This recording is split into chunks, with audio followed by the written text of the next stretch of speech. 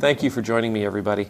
My name is Ed Trevors. I'm an Anglican priest in the Diocese of Nova Scotia and Prince of Rhode Island. I get to serve in the beautiful town of Shelburne, Nova Scotia, in the awesome parish of Christ Church, Shelburne, that sits on the ancestral and on the unceded territory of the Mi'kmaq people. This week, I once again stumbled across a meme on Facebook, and in this meme, it talked about what really makes a man. What really makes a man? And the things it said was, a man gets me coffee in the morning, and a real man kisses like this, and a real man snuggles like that, and a real man, holds me and hugs me, and a real man, you get the idea. Now, I'm not gonna get into any of those things. Those are all wonderful things, right? A man's ability to spoon is something that probably should be scientifically measured so that we can get it out there into the world as a standard for every man to follow. But it did make me think. And it got me thinking about what makes a real person. Right? Because it's not just about men, women. It's not just about our gender. Like, put gender aside, whatever it may be. What makes a person a person? What makes a person valuable? What is it that makes a person important? What are the qualities that we measure to determine a person's worth? In this church last week today actually, I buried a gentleman. I did a funeral for a friend, and and through my conversations with the family and through the time that I had getting to know him, he was obviously a man of value, a man of character. He was an important person. And he wasn't important because of his money, he wasn't important because of his power, he wasn't important because of his prestige. He was important because when his time here on earth was over, everybody that was here could look back and say, this is what he gave me. This is what he offered me. This is how he built me. This is how he developed the community around him. This is what he left behind. What he left behind was greater than what was in the world before him.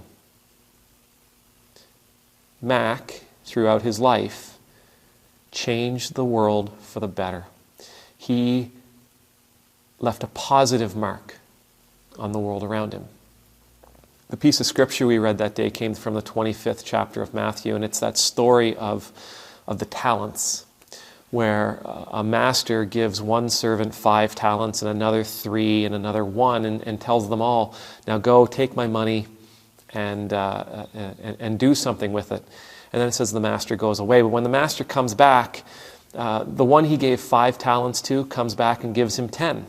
The one he gave 3 talents to comes back and he gives him 6. The one he gave 1 talent to comes back and says, Master, I buried it in the ground. Here's your 1 talent. And the master is very happy with them. And he welcomes them in, and he even gives them more than they had to begin with, because he trusts them. And he expresses his gratitude, and he expresses his pleasure to them. To the third, he doesn't. He actually throws the third, he throws them in prison, or he throws them outside. He fires them, or he does something. But the bottom line is, the expectation is what we were given was not meant to be held, it was meant to be invested. It was meant to be invested, and meant to be invested wisely. The third person didn't invest it. He buried it. He hid it so that it wouldn't get stolen or rot, and then he gives it back. The first 2 invest it. I think this, at the end of the day, is exactly what makes a person valuable. Right? It's when their life is over, will they hear those words, I am well pleased with you? Will the community that they lived in say, wow, that was a good person. Look what they did. Will their family say, that was a good husband, wife, brother, sister, father, mother? Will they say, wow, I am the person I am because of how they built me up? We have all been given gifts and talents. We have all been given skills. We have all been blessed. And in those blessings, I believe, we are asked to bless the people around us. Now, we can take those blessings, we can take those gifts, and we can hold them for ourselves and do nothing with them. Or we can invest them in the people that are around us. We can invest them in the community that is around us. We can invest them in the world that is around us, and we can make this place better.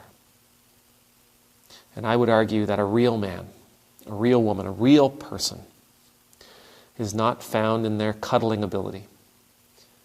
It's not found in their hugs. It's not found in their kisses. I'm starting to think this is going to turn into a Cher song. But it's found in how often they invested in their community. How would you like to invest in your community? Let me know in the comments below. How would you like to invest in your community? What gifts and skills and talents do you have that would be of benefit to the people around you?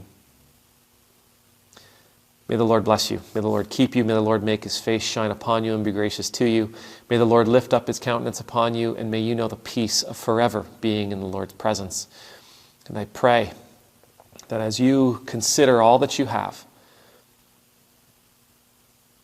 you will happily invest in the people around you, so that at the end of your time on this earth, we will say to ourselves and to everybody that we encounter, this was a good person. Amen.